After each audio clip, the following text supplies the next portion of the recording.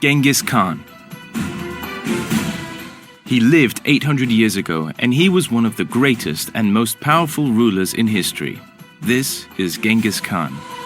Born around the year 1162, near the border of Siberia and Mongolia, his name as a child was Temujin. Later, his people called him Genghis Khan because it means Great King. There were many nomadic tribes in the Central Asian steppe. Genghis Khan was the first person to bring together all these tribes. He started the Mongol Empire. He invaded many parts of China and Central Asia. Some people hated him and some people liked him. He was a great warrior and many people feared him and his army.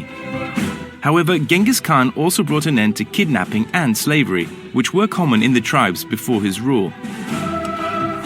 He made important routes for trade, and the first postal service came from the Mongol Empire too.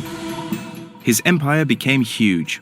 Genghis Khan died in 1227 from injuries received after falling from his horse. His men buried him somewhere in Mongolia, but no one knows where his body is today.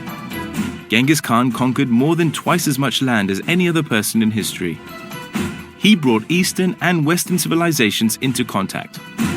After his death, his children and grandchildren, including Ogodai and Kublai, were also strong rulers.